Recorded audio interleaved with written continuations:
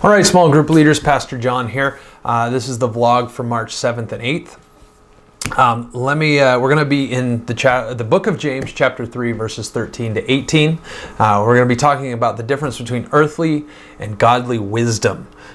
So let me just jump into it. We're going to do something a little different on the student sheets.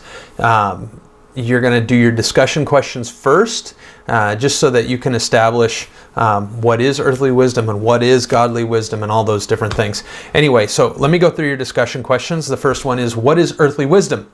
And so I want you to guide the direction or the discussion in the direction of, what on earth do we value, and why does humanity, think that is wisdom? So making money,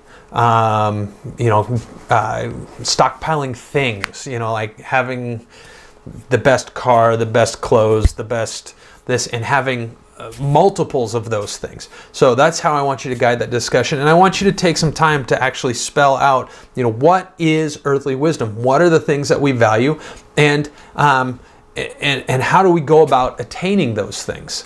Because that's all, the wisdom is not just the gathering of things, but it's how you go about doing that. Second one is, what is godly wisdom? So that's basically right in the passage that we're going to talk about.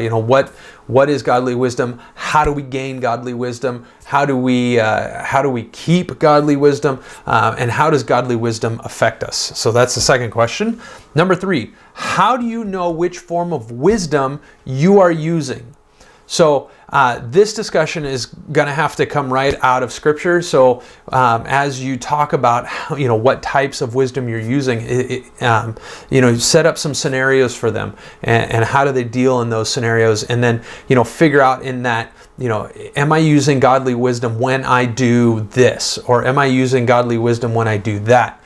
So you can set up scenarios like at school, say some kid comes and gets in your face and he's looking for a fight. Is it godly or earthly wisdom to back down from that and create peace? Or is it should you use earthly wisdom and really give this kid, what he deserves? Or how do we do that? How do you know which form of wisdom you're using? Number 4 in the discussion is give examples of where you've seen the difference. So if you've gone through scenarios and you've talked about, I used earthly wisdom in this situation, I used godly wisdom in this situation. Now give examples of where you've seen that, or where it's happened in your life, hopefully to help them identify the difference between earthly and godly wisdom. Okay, on to true-false questions. True-false questions go something like this. Number 1, wisdom and knowledge are the same thing. That's the answer to that is false. Knowledge is something that you can gain by learning. Wisdom is something you develop when you learn how to use the knowledge you have. And Proverbs says that both wisdom and knowledge come from the fear of the Lord, so understanding who God is. Number 2, wisdom is wisdom. It doesn't matter where it comes from. That sounds pretty smart, but it's not. It's false.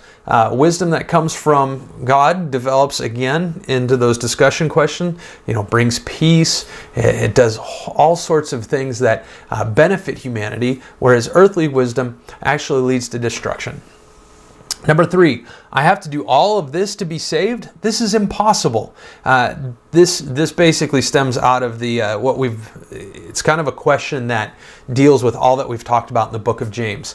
And we keep saying that James talks about Christian ethics and how we should live because of what Christ has done. And so the answer to this one is false. It's false on both accounts. This type of wisdom, godly wisdom, flows out of salvation. It's not something that we can attain if we're not saved. So we can't do the things that God has called us to do. We can't be wise like God has called us to be wise without knowing who God is, without knowing Him through Jesus Christ. Number 4, godly wisdom leads to peace. That's true. Pretty simple. Number 5, once God has saved me, He will begin to work in my life. One of the things He will grow in me is wisdom. Not all at once, but gradually as I work to be like Christ. That is true. And you can expound on this a little bit. You can talk about sanctification. This is the process by which God makes us more wise. He works in us and we work with Him in trying to become more like Jesus. Number 6. God is going to drop wisdom from heaven on my head, and then I'm going to be all perfect and such. Definitely false, for so many reasons. Wisdom takes work. Wisdom takes work. Our sanctification takes work. Being like Christ takes work. And it takes work on our part. It's not some magical matrix download. We are called to develop wisdom. We are called to ask for wisdom. We are called to learn about who Christ is, and in that, learn about who God is. And so those are all things that you'll be talking about in your small groups. Junior high leaders, your small group sheets are going to be a little different. I got really busy with meetings today, so I didn't get a chance to get yours done. I will get it done in the next day or so and get it out to you. So that's what's going on. Plan on seeing all of the leader sheets on Monday. Sorry, senior high, it's so late. I just got a little behind today, so I will get that out to you as soon as I possibly can.